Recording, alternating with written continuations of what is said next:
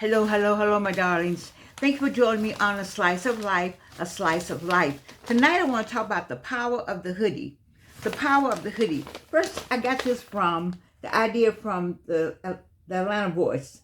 I've been friends with the Ware family for I don't know how long. Mrs. Ware and I travel all over the United States following Zonona Clayton as we work with media women across the nation. That was in my younger years, but they did something that I love. This article right here. This article called The Hoodie, Identity, Power, Protests, opens in Atlanta Museum of Design. I want you to go and see this. The Hoodie, Identity, Power, Protest, opening Thursday, October 30th, which is already, maybe this is a late paper. It is, but I want you to know, and I'm pretty sure it's still going on. It's at MODA, Executive Director and Co-Curator Laura Flesh, PhD. She did this whole thing on hoodies, the hoodie. And so it came to me that I want to do something also. I wanted to say something about it.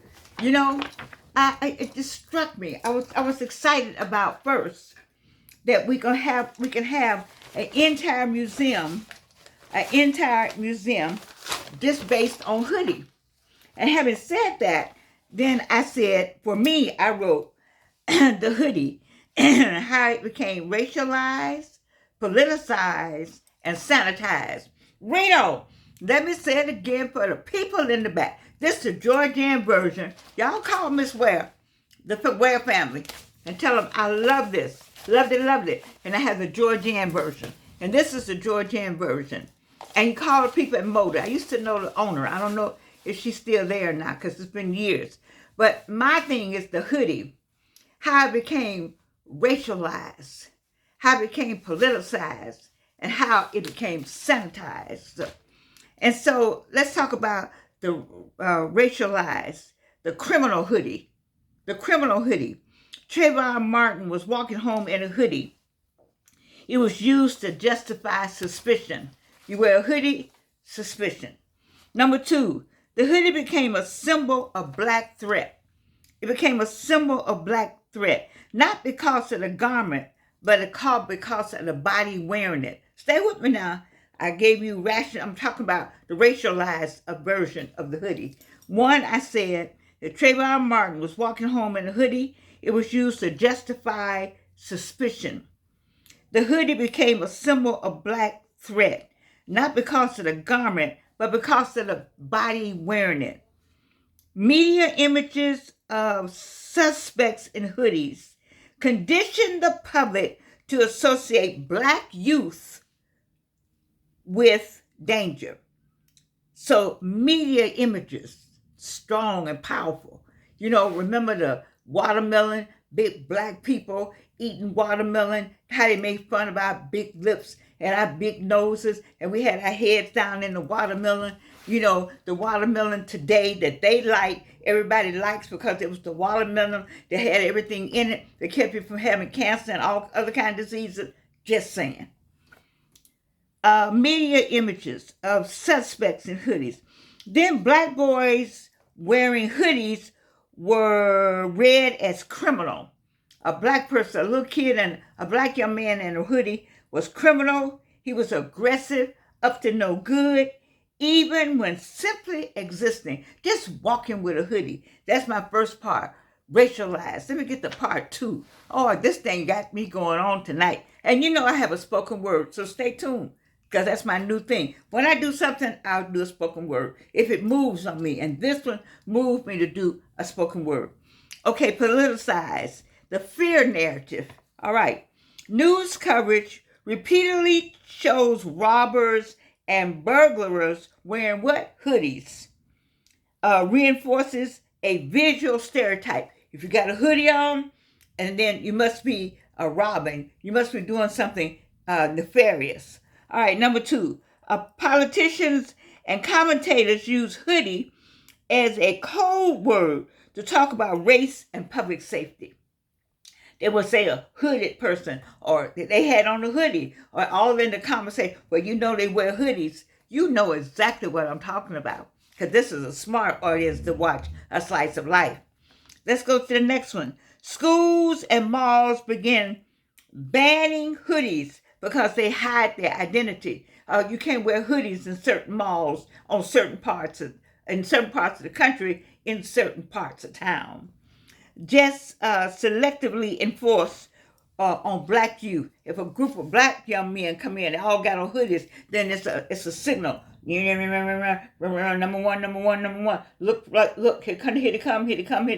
Everybody on the walkie-talkie when a bunch of young men come in with hoodies on and they black. All right, let's talk about after Trayvon, activists wore hoodies. Oh yeah, so after Trayvon, activists wore hoodies that says "I am Trayvon Martin." So when they put the hoodies on and said they were "I am Trayvon Martin," they turned the garment into a political statement. The garment became a political statement when they had that on it. I am Trayvon Martin. So we're talking about racialized, we're talking about politicized, but baby, let me tell you what I said about sanitized. When white culture puts it on, oh my God, now that's a whole different thing. Listen up, all my white friends. When y'all put on a hoodie, this is what happens. When white teens wear hoodies, it's comfort. It's athletic wear. It's all American. You all American when you put a hoodie on and you're white. It's all American casual, and white people can put the hoodies on and it's just comfortable. And I know I'm right. You know I'm right. See, my white friends know that I know what I'm talking about. They don't have their head in the sand and they're not in denial. If you're a friend of mine and you white, you're not in denial. You already know all these things. But I'm talking to the other white people, the ones you don't talk to. All right, let's talk about when white adults wear hoodies. It's tech CEO style.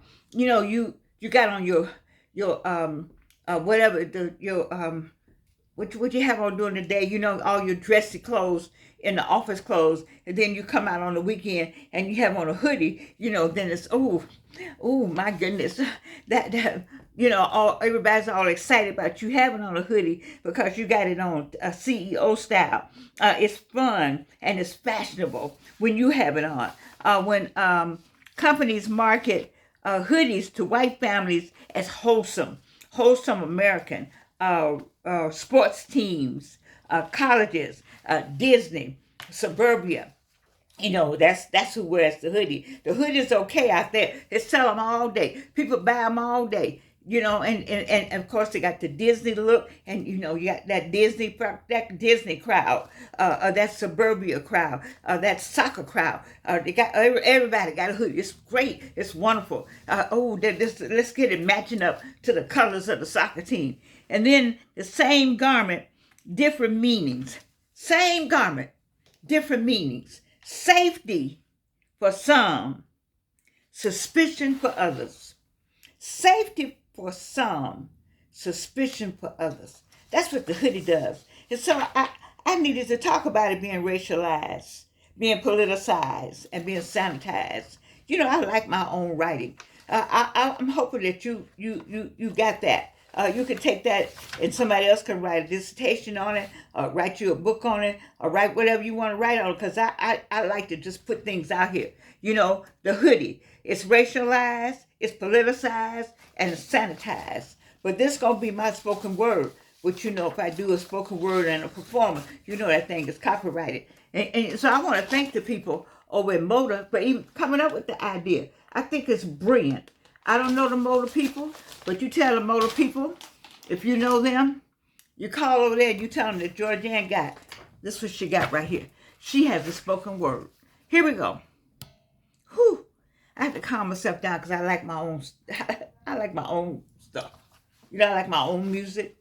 I don't know, too many people who write their music don't like it. I don't know many people who write their books that don't like it.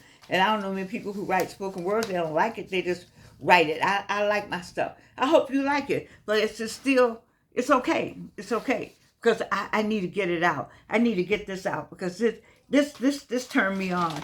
This hoodie thing turned me on. So you ready? Personally, I like the hoodie. Ooh, I wrote that. Personally, I like the hoodie. It gives me comfort.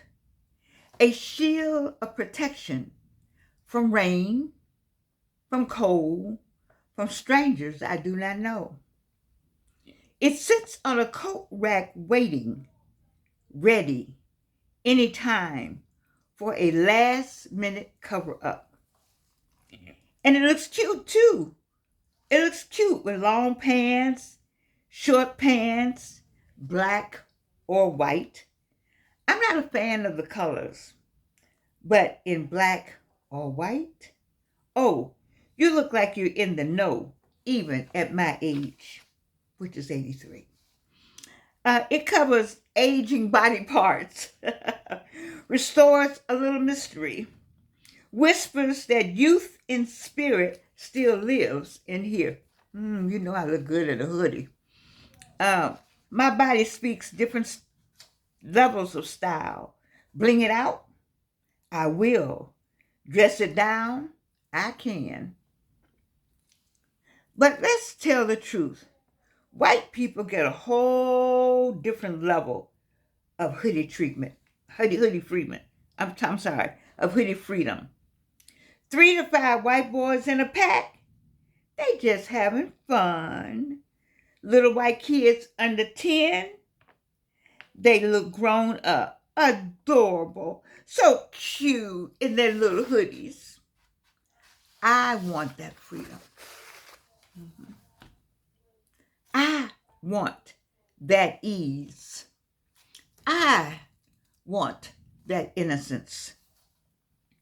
But a Karen described me as a big black woman in a black hoodie, and suddenly she's threatened, calling the police, writing the narrative, destroying my hoodie experience before I can even zip it up. And God forbid you put on a hoodie and it be black at night. We know what that means in America. Trayvon Martin set the standard for what we go through when a hoodie meets racism. It is not the color of our skin. It is the color of their thinking. That toxic rhetoric that lumps us all together in one hoodie, one fear, one lie, one bag of Skittles, and one, she looks suspicious. My hoodie is comfort. My hoodie is style. My hoodie is mine. But in America, my hoodie is also a warning, a prayer, a possibility, a survival tactic. And until this country learns that fabric is not a threat and blackness is not a crime, the hoodie will remain both our covering and our caution sign. I too wear a hoodie. I love you. And you can't do anything about it.